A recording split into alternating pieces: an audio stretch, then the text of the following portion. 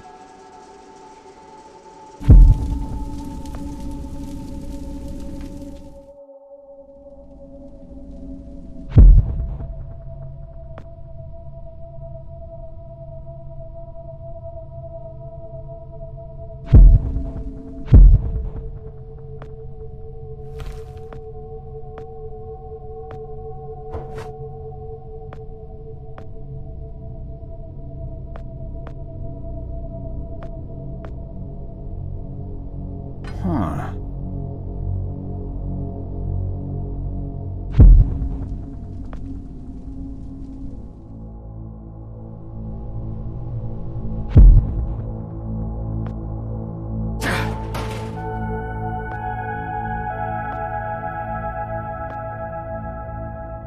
Wow.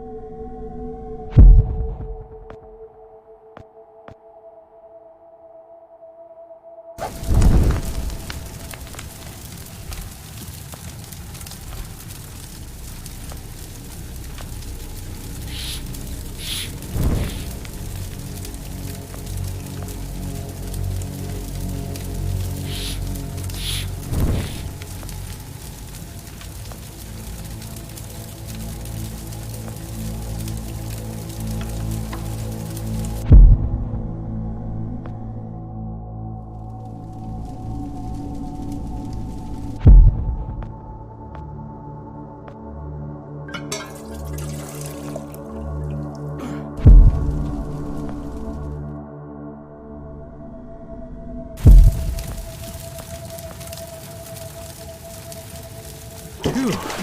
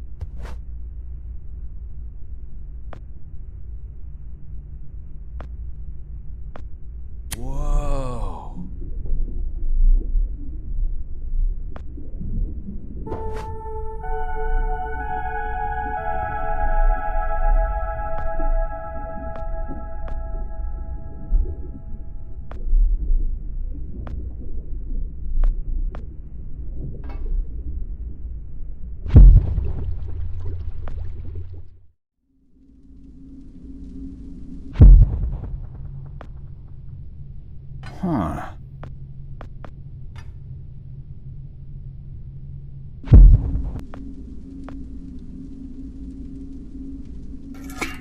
People are out. Stop right there! Whoa, wait! Mr. Lambert, sir, it's me, Joe! I don't know you. What are you doing in my house? You sent me here, remember?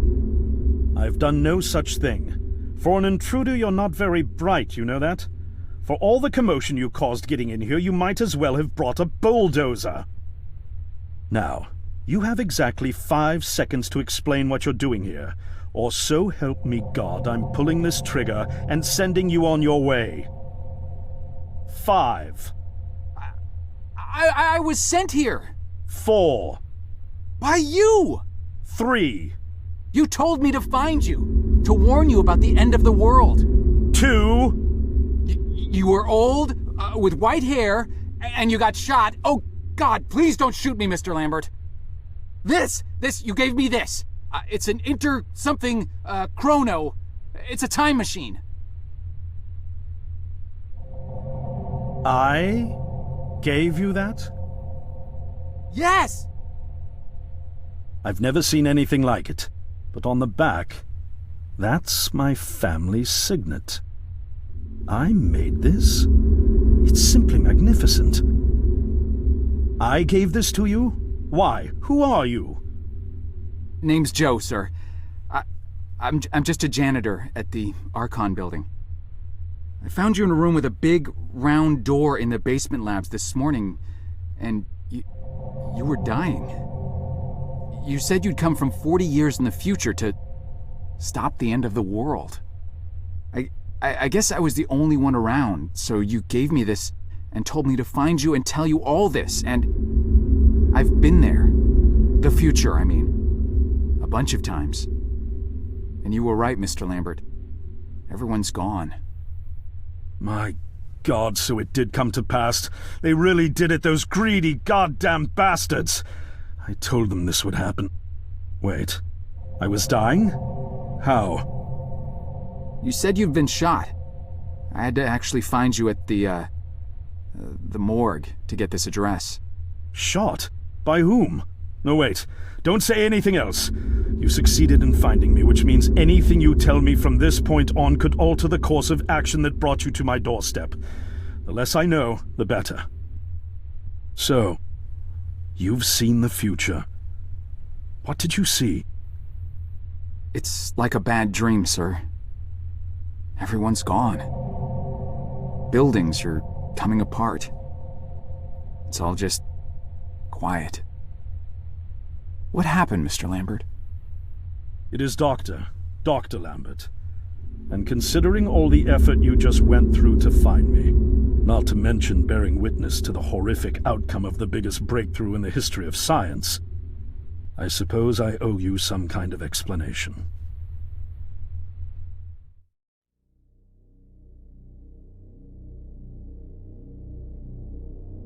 I was 24 when I got hired by Archon, or Athena as it was called back then. Athena was one of the many weapons R&D companies formed during the Second World War. Unlike other R&D companies that had retooled themselves to pursue peacetime activities after the war, Athena had made enough money to continue chasing the next big thing in defense technologies. They were betting the farm on post-war Soviet expansion, raising the level of government paranoia to create a lucrative market for esoteric weapons research. I'd say they made the right bet. Still a theoretical physicist at MIT, my thesis on the possibility of time travel via dimensional membranes got published shortly after I was hired in 1961. Company heads were so impressed, they gave me a team and a budget. Development exceeded even my own expectations, and after only 6 years, we had the first primitive version of the time machine up and running.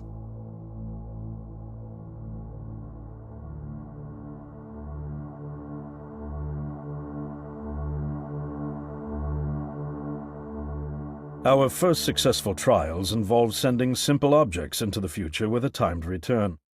But with Archon running out of money, that was all the company bigwigs needed to secure a big fat contract with the Department of Defense.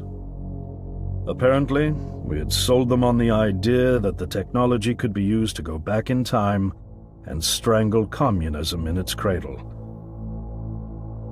The reality, of course, was that it couldn't. Due to the laws of causality, you can't travel back in time beyond the point where time travel was invented. And sooner or later, we had to explain that to our benefactors. When they started pushing for progress reports, Archon management had to come clean, but instead chose to ease government concerns by claiming the technology could be used to bring back advanced weapons from the future. But this, too, was a lie.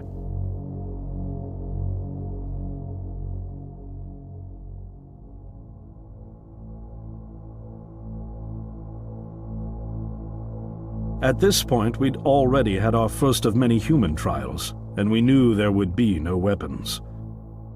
In fact, our results were as terrifying as they were baffling. Time pilots returned frenzied and confused, raving about empty streets and human remains. At first, we assumed the city had suffered a Soviet attack in the near future and had been evacuated as a result. But as we pushed on further, the terrible reality became clear.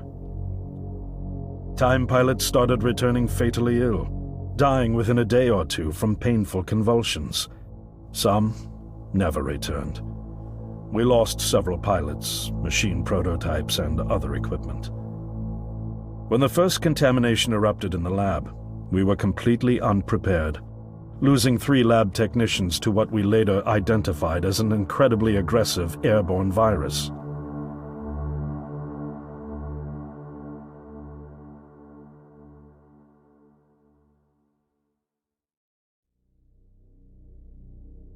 Although we weren't equipped to handle biohazards of this magnitude, management insisted we contain and study it. To keep our pilots and the virus alive long enough to study, we co-opted experimental cryotechnology from another project, Lazarus, and established a makeshift virus lab. Once again, the bigwigs managed to spin our setbacks into a success story for the Department of Defense, now claiming that the virus could be cultivated for use as a biological weapon. The team threatened to resign, but outrage was swiftly quenched by promises of massive salary increases and stock options. I didn't take the bribe. I'd witnessed the lethal efficiency of the virus firsthand. I knew there was only one way this was going to end, so I handed in my resignation and set up shop out here. For over a year, I've been working to recreate the technology to bring me back in time and prevent mankind's extinction from ever happening.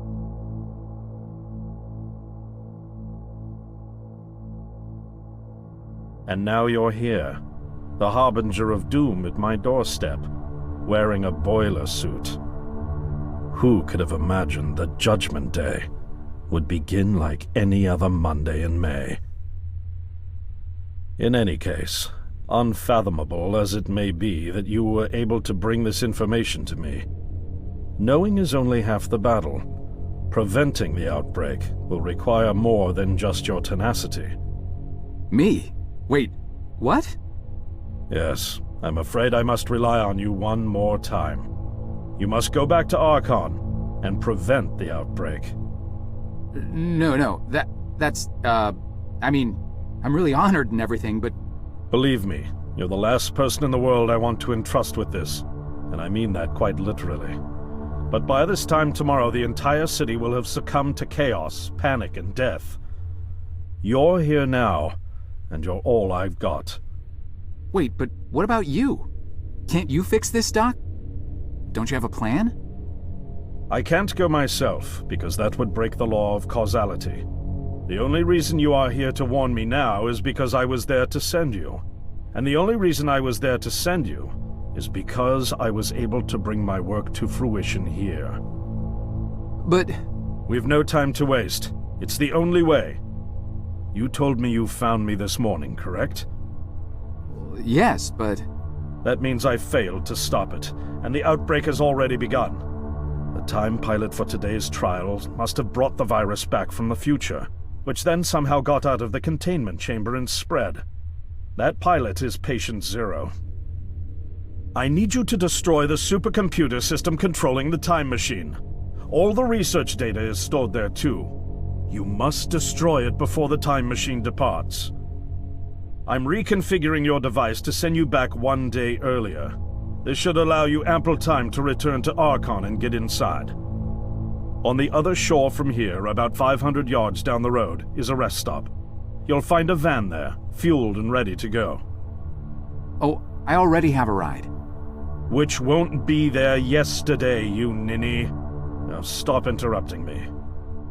One last thing, and I need you to listen carefully because this is very, very important. Make sure you do not meet the earlier version of you.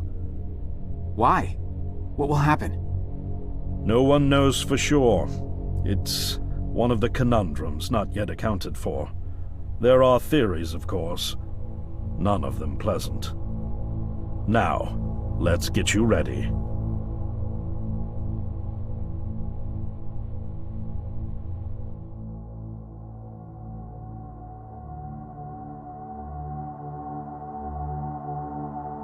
How did I get myself into this? I nearly got killed trying to reach Dr. Lambert thinking he had a plan. And it turns out it's me. I'm the plan. At least I don't have to walk back. This van's not as cool as the ambulance, but it has its charm. And it sure was nice of him to pack me lunch. I wish he'd pack me a can opener for the beans, though. And some gas for the Bunsen burner. But I'm sure I'll think of something. I've got several hours of driving ahead of me after all. It'll be almost morning before I get to Archon. I just hope I have enough time.